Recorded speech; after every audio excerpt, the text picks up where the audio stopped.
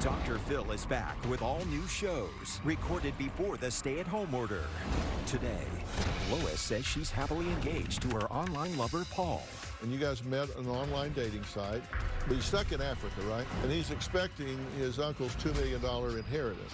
It's a catfish investigation. I sent one of our investigators to Nigeria. We tracked him down. Your Paul, that man in that picture. Come on out. Today's going to be a changing day in your life. You've never had anybody working harder to bring you to the threshold of change than right now.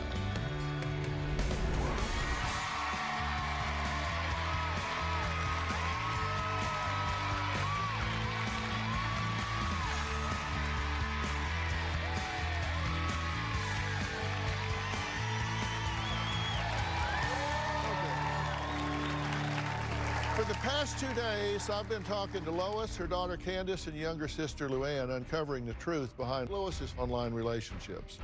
Now, yesterday, we opened Lois's safe and examined her white money. Despite having a retired Secret Service agent of 22 years, Ron Williams, confirm her white money was fake, Lois was still convinced her online relationships were real. I also found the real man behind the photos of Lois's alleged former fiancé, Fred Adler, who confirmed he was neither in Africa nor ever engaged to Lois and was a victim of having his identity stolen. Here's where we are so far. My mom has become addicted to online romance scams. My sister has nothing to her name but a card table and a mattress. You say that she's lost $100,000. Yes, maybe even more. So you've been engaged 3 times. June of 18, you meet the general. 3 days later, you're engaged.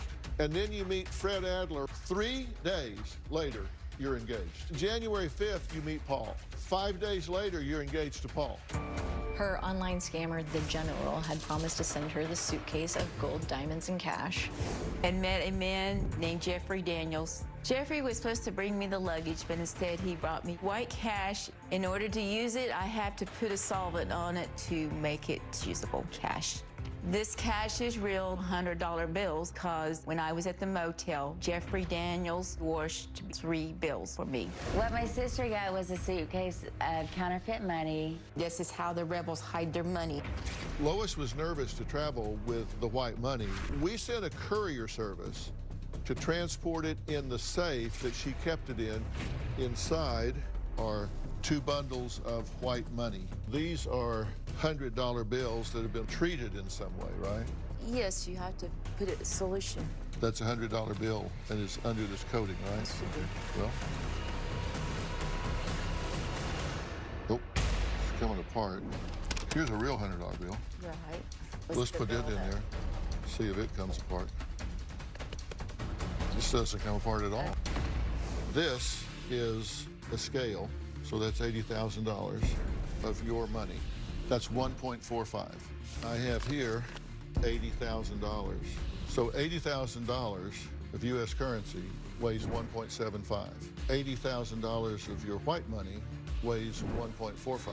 We actually brought in an expert in fraud detection who spent 22 years in the Secret Service.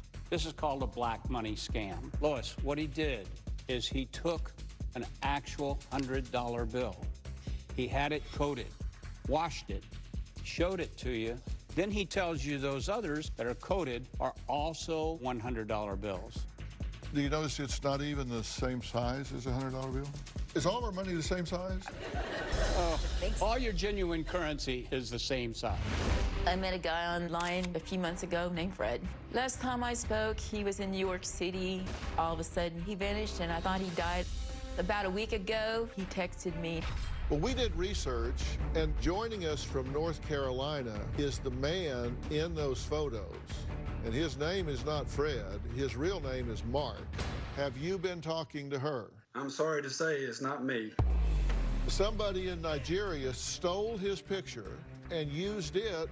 Mark, have you been to Africa? No, sir. That's interesting.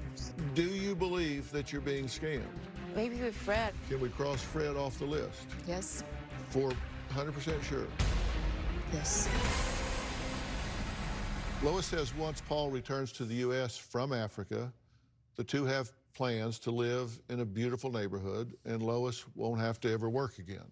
Now, here's what we know about Paul. Now, this is according to Lois. She's not sure of his date of birth, but he grew up in Woodward, Oklahoma, same as Lois, right? He had connections on a match that said Woodward, Oklahoma, but he had never had a hometown because he worked on ships with his uncle. Yeah, his uncle's, yeah, but Woodward, Oklahoma is pretty small. That's an intersection in a small world. Right. 60 years old. His middle name is Edward. His occupation, self-employed ship mechanic. He worked on shipyards in Oklahoma. No, in New York. Pardon? He was in New York. Okay. He worked on different ships, but no, he claimed to be from originally, I guess, had been to Woodward, Oklahoma before. Okay. No, he had no home address, really. But he's stuck in Africa, right? He's in Africa doing business now because his uncle had passed away. And he doesn't have money for food. He needs $2,300 to return to the U.S. He has a daughter, Angela Shaw. She's 24 years old, and Angela attends university in Scotland. Now, the daughter's mom, don't know the name, has passed away. And the uncle has kind of been the one that's been the patriarch here, has done the raising, Andrew Shaw. Uncle recently died, and the uncle was a ship mechanic also, right? Yes, he taught him everything he knew about his ship. Right. And he's expecting his uncle's $2 million inheritance. And you guys met on an online dating site, and you've been talking via chat and email daily and on the phone every few days, right? Yeah, I haven't talked to him much, no. Yeah. Because he's overseas. Right. And so we wanted to kind of dig into this, and Andrew Shaw left a will, right? You're right. That's the uncle. He left a will, leaving everything to Paul. Let's take a look at this will. And this is a law firm here, and I can't even almost pronounce the name, but this is a barrister in the Lagos state in Nigeria, and it says, "In my name and in the name of God, I, Andrew Shaw of United States of America," and he goes on here and just basically says, "I give and bequeath to my only nephew, Paul Edward Shaw, and his future wife, my property's worth $2,050,000. So we have a will here. The uncle left when he passed away. But there are some problems with this document that I want to take a look at. And they are, Andrew Shaw is just pasted into the document. I mean, the spacing here between here and here and here and here, it's just pasted in there. And even though this is done in a lawyer's office, after I'm deceased, they don't capitalize I and I'm, and it says, follows, viz, colon, after I'm deceased. That's improper language in a legal document. And then it says, I give and bequeath to my only nephew, Paul Edward Shaw, and his future wife. Again, this is just pasted into an existing document. You know this by the spacing here. And same as of today, it's not even the same font as the rest of the document. And then it has a seal on it, but the seal is not embossed. This is a completely fraudulent document. I have investigation teams worldwide, and I sent one of our investigators from Nigeria to the law offices where Uncle Andrew signed his will. And later, do you believe that money is real? I don't know. On that cash, I don't know.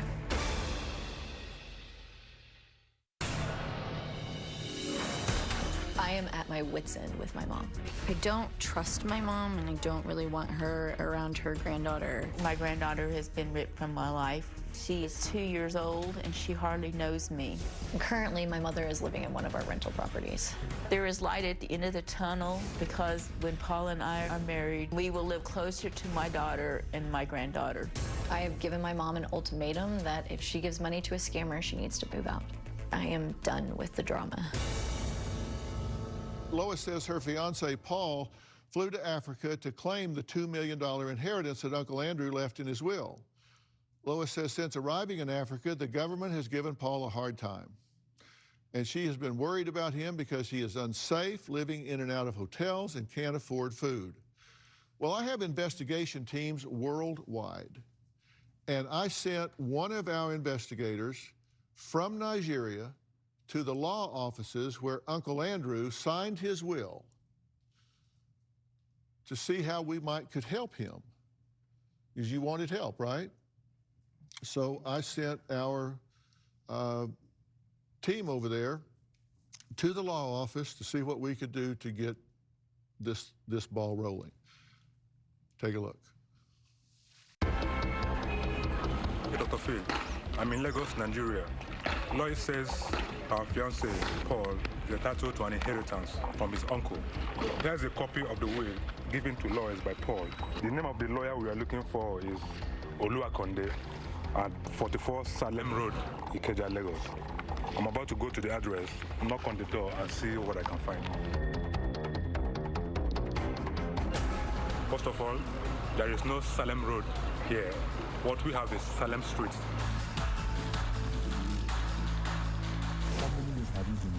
How many years? 10 years. And in those 10 years, you have never seen any law firm or law chamber? This street? This street. No. I didn't have any luck finding the lawyer or the law office, but I'm going to go to a nearby law office to see if I can find anything there.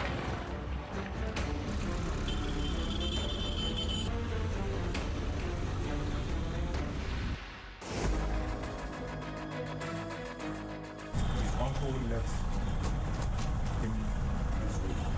Check how authentic. Do you think that's what a will should look like?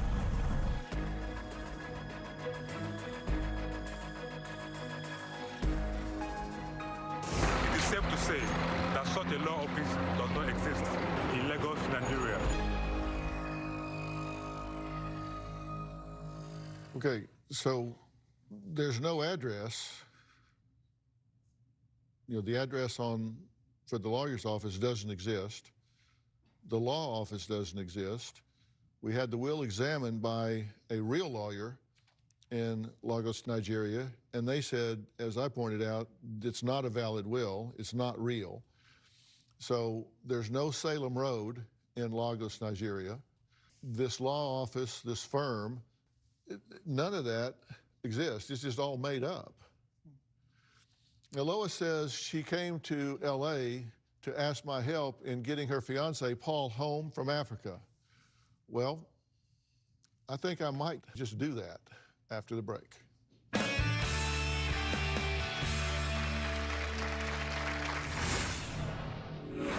This is who you've been talking to. Obviously, very pleasant looking guy. We tracked him down. That man in that picture. Come on out. And later, Who she's been talking to is a scam when it comes to the general, but she still believes that his associates are not scamming her and that their money is still potentially real.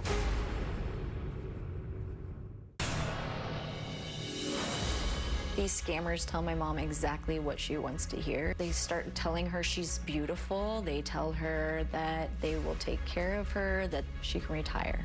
I want a man that is a Christian, doesn't drink, doesn't smoke, doesn't swear. I like guys that's nice looking with hair on their head. Dr. Phil might not like me.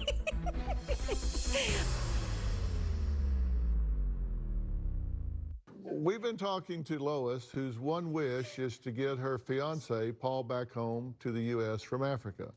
Unfortunately, Lois doesn't have the money to pay for Paul's plane ticket, and she requested my help. Now,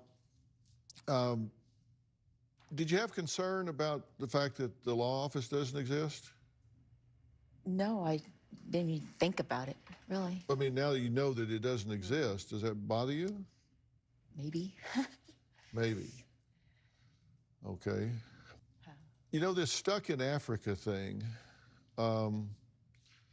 is a pretty common excuse that scammers use. Take a look. Chris currently is in Africa. Donnie, he was in Nigeria. You have $25,000 in cash you're putting in a cornflakes box and shipping to Ghana. Aaron was in Nigeria and he needed money. Kelly now lives in Nigeria. So you sent custom fees to Nigeria. He was 50 miles from you and never came to see you. What any reasonable person would do, he moves to Ghana. He's been working in Africa. He's been stuck for the last 2 months. Story after story after story, stuck in Africa, stuck in Africa, stuck in Africa, stuck in Africa, stuck in Africa, just need money to get home. I mean, that's like 10 different stories that I've done just in the last few years. Wow. I mean, it's a common thing. You just give me the money so I can get home. And it's home with a suitcase full of gold and diamonds and money or cash and whatever. Well, Paul Shaw and Angela Shaw are father and daughter. And, you know, here's what they look like. This is who you've been talking to. Obviously, very pleasant looking guy with hair. And his daughter, who he's obviously close to, right? Right. So it's a father and daughter, and that's a little different spin than we see sometimes. But we've done even more digging, and here's what we've discovered. The real man behind this photo is not Paul. His name is Stephen, who has been married for 22 years, has 4 children, and is a business owner. His name is not Paul. We believe he is also a victim, as his photos are being used online without his knowledge or consent. So I know you're a tough sell on this because you believe it so much. So we tracked him down. Your Paul, our Stephen, that man in that picture. Come on out, Stephen.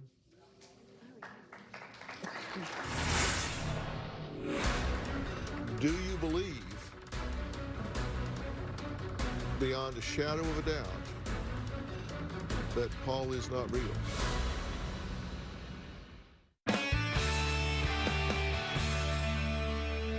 We tracked him down. Your Paul, that man in that picture. Come on out, Stephen.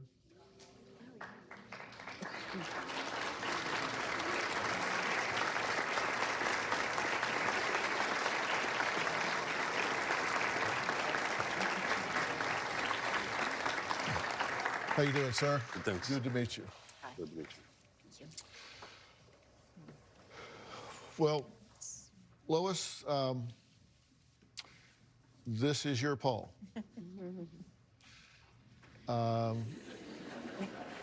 Is your name Paul? No, it's not. You know, I've been a Connecticut State Trooper. I've been a pilot. I've been a member of the Freemasons. I've been a lot of things, but I've never been a Paul Shaw. Ever been stuck in Africa? No, but I'd like to visit sometime. Yeah. Have you been taking money from this woman? Absolutely not. Someone has stolen your identity. I know, it's very disconcerting. Yeah, Very it's unsettling. you feel violated, You right? certainly do, yes. And tell me what you're thinking right now. I don't know.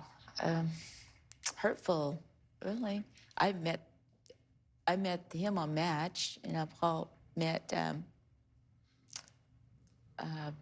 Fred on Match. Both of them. That's how I met him. Mm-hmm. I wouldn't expect that. It's got to be surreal right now to be sitting next to your Paul. And it's not your Paul at all. Right. Huh. Yeah. Your Paul could be a 18-year-old Nigerian woman at a computer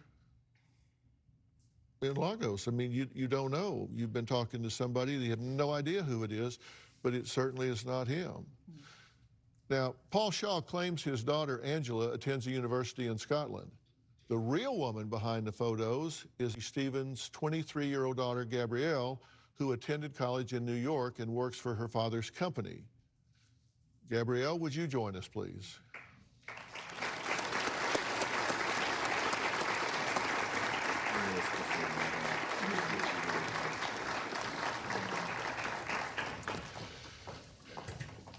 Gabrielle, how are you? Good, how are you? It's good to see you. Thanks for being here. Let's meet Gabrielle. Hi.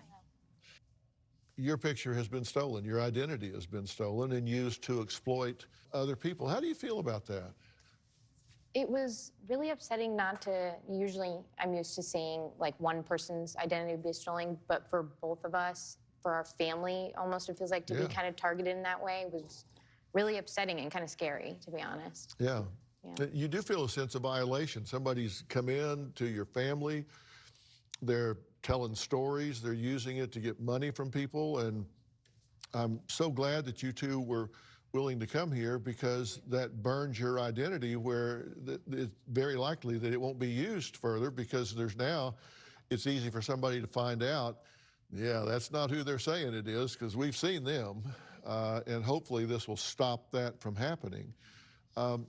What do you think about seeing what you think is Angela is actually his daughter, Gabrielle? I don't know. It's sickening. Very sickening. Do you believe, beyond a shadow of a doubt, that Paul is not real? Well, I can see now, yes, with them here, yes. Yeah. I didn't even thought of that, really. Yeah. But you do see now with him here that his identity's been stolen. All right, Lois may not be leaving LA with her fiance, Paul, but I do have some advice for her to take back home. I'm going to share that next.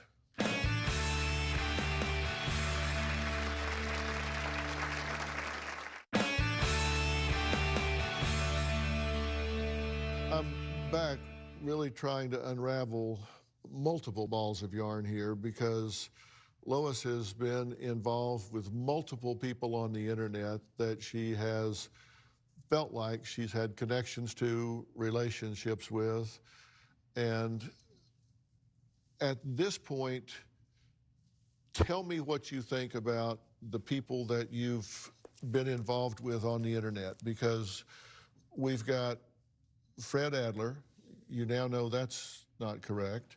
Dr. Morris has confessed to you that he was scamming you. Paul and Angela, who are your current, that you felt very strongly about and are engaged to, the real people behind the pictures are sitting right beside you, so you know that one's off the table. Then you've got the general, who has sent you supposedly $136,500. Do you believe that money is real? I don't know. On that cash, I don't know. I feel all right with, but I don't know. I realized that the solution it's not iodine, and it looks like iodine, but I don't know. I never realized it. We found the man behind the general's picture, just like we did the man behind Paul's picture and Fred's picture. You're talking about the general? Yes. So who is the guy?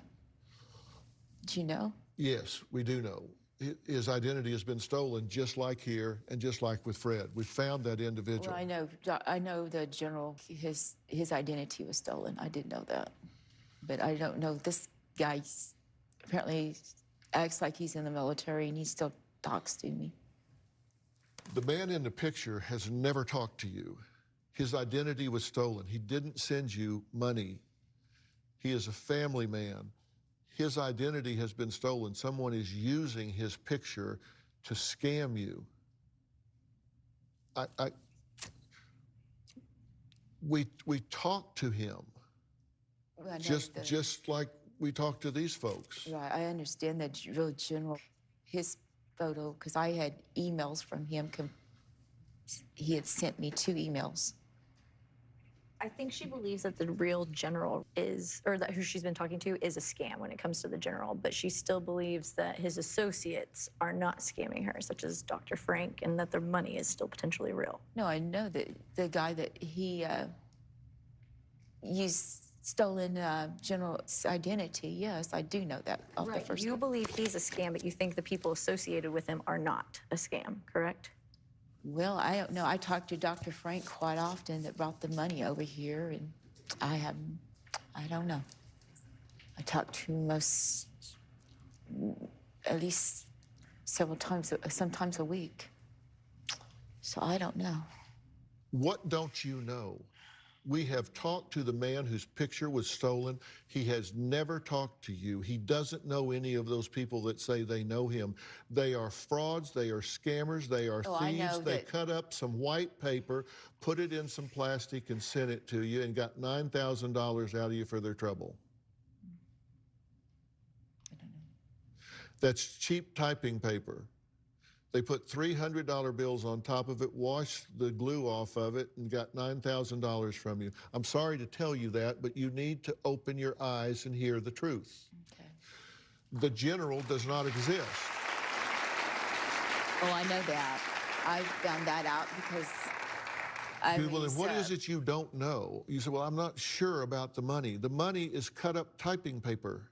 When Jeffrey Daniels did that to motel, I just seen what he did, and it was a different kind Lois, of a deal. I can take a $100 bill and cover it in flour and dip it in water and wash the flour off and tell you all the rest of them are the same way.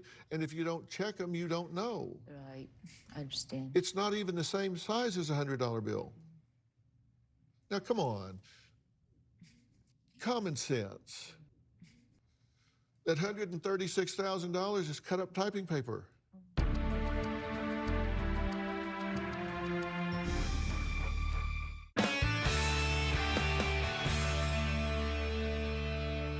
You're surrounded by people that love you. They didn't have to come here. They're here because they care about you. They want you to be free of this. They want you to be able to walk in your strength and be happy and be healthy and not be living in a dark fantasy land where you're dealing with scammers and con artists and fraudsters. They want you free of that. And it can end when you say, that's it. And I'm going to highly recommend that you unplug from the internet for at least 90 days. That you just go home and just unplug.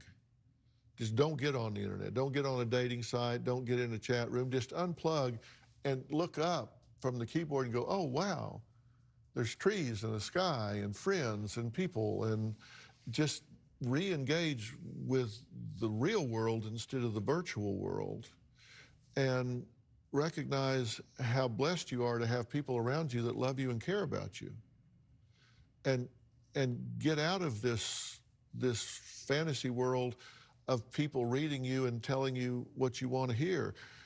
These people love you the way those people are pretending to love you. I haven't even thought of this. I don't know what to tell you. Can I just say that all I wanted out of the show is I just wanted you to stop looking for love online and realize that, yes, you do have a lot of people that love you, including myself, your sister, and I want you to be a part of your granddaughter's life, because to me, that's better than any kind of love you could ever get from any man. It's pure, and it's just innocent, and it's wonderful, and I just hate that you're missing out on that, and that's why I got so desperate and I brought you here. I love you. I love you tremendously. You realize I practically don't have anything in life now. She had a husband. But you have your family, and that's more than what some people have. I realize this constitutes a loss for you.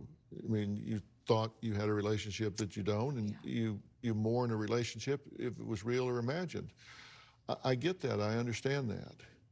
And I want to get you some professional help to unravel all of your emotions and get things very clear to support you through this. And I want you to let me do that. Will you let me do that?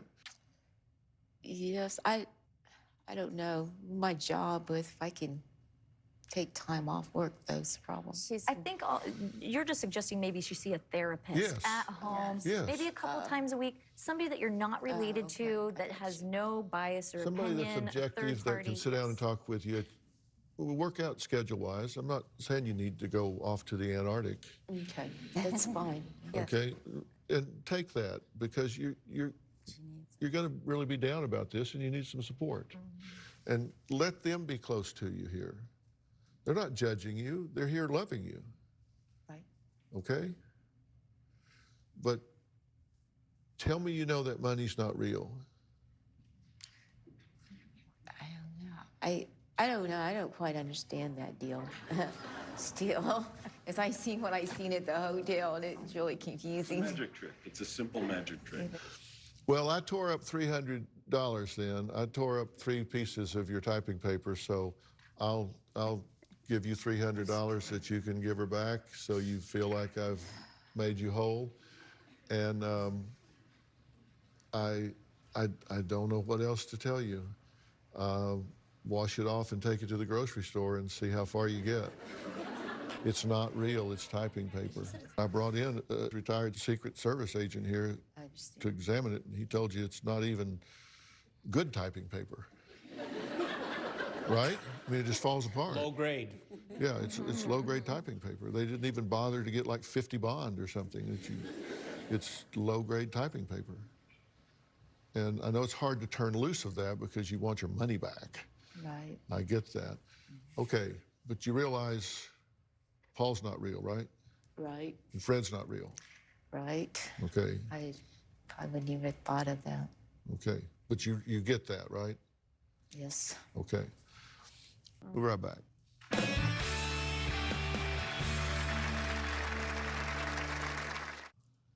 My next guest, Lane, is married with 3 daughters, 5, 6, and 12 years old.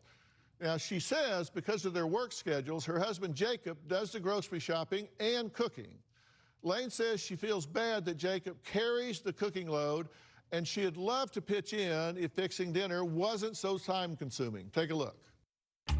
My life's pretty busy. I have 3 girls and a husband. I work part-time as a bartender. Times are tight right now. I work in sales for a construction company. I earn my money based off of the jobs that we get. And when times are tough for him, I have to pick up shifts to bring in some extra cash. We pretty much live paycheck to paycheck. I mean, we're not poor, but we do struggle. It gets a little stressful because having children isn't cheap. I feel like I'm slacking in the cooking department. What are you making? I'm making you peanut butter jelly. I'm not really that much of a cook. I don't even eat my own food that I cook because I'm terrified it's gonna taste terrible. The real cook in my family is actually my husband. I've learned a lot from him. In order to save money, we try to shop at Walmart, and I trust Jake to do most of the shopping because I do overspend a lot. Thank you, Daddy, for cooking it. You're welcome, sweetheart. My goal is to find something that is going to be affordable, delicious, and quick for my family and I. I would like to try to cook a lot healthier for my children. Is that yummy? Well, Lane is joining me along with Brandy Malloy, spokesperson for Tiller and Hatch Frozen Meals, and in our audience is Lane's husband, Jacob. So thank you all for being here. Thank you. How you doing? So, Lane, is it just a time issue that Jacob is the chef in the house? Well, if I'm being honest, Jake is the better cook in the house for now. Oh, really? So, Jacob, how do you feel about handling the kitchen duties? I enjoy cooking. The girls like to cook with me, so I really enjoy that part of it, but it would be nice if Lane had a little time to be able to do it with the girls. Yeah. I'm a pretty good cook, if I have to say so myself. I cook everything in like one pan, though, so.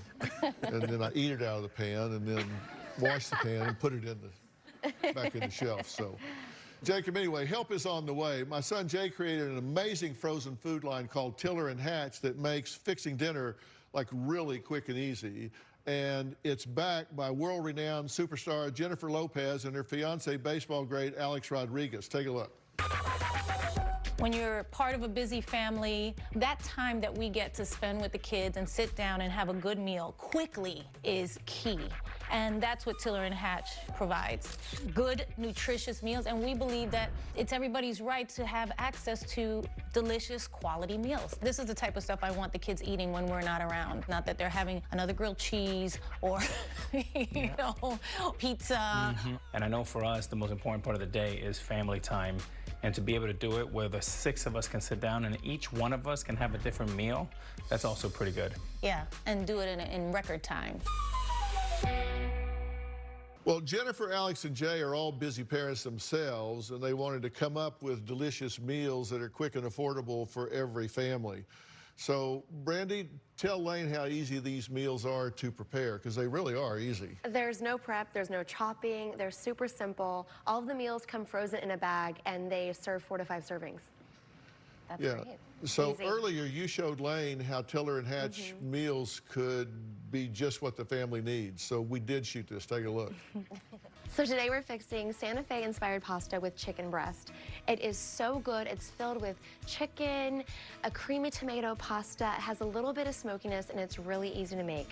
So the first thing into the pressure cooker, I'm just gonna add 14 ounces of water. And then the entire bag of Tiller and Hatch meals.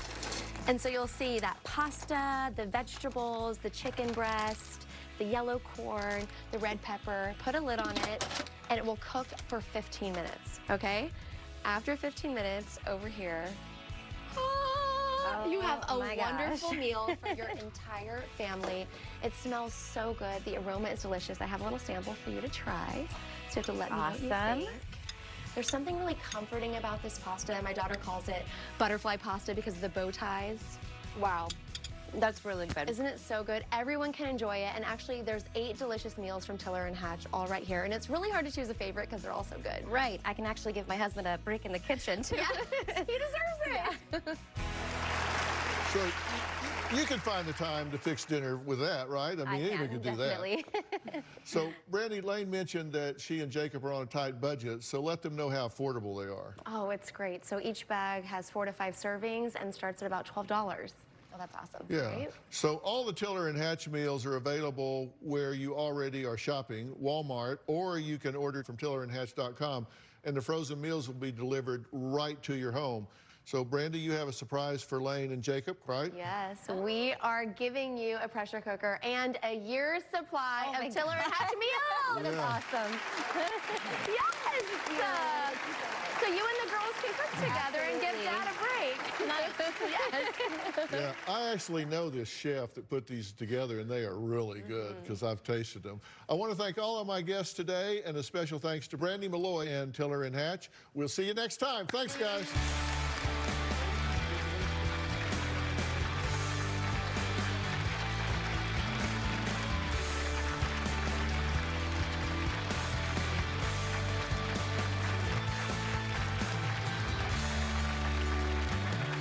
Bounce, bounce, all the girlies bounce. Take them to my house, turn the party out. Bounce, bounce, bounce, all the girlies bounce. Take them to my house, turn the party out. You warned me 1,000 times, memories can kill ya, but I didn't hear ya.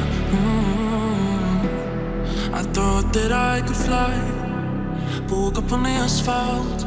I swear there was the last time. I've always been naive, call it.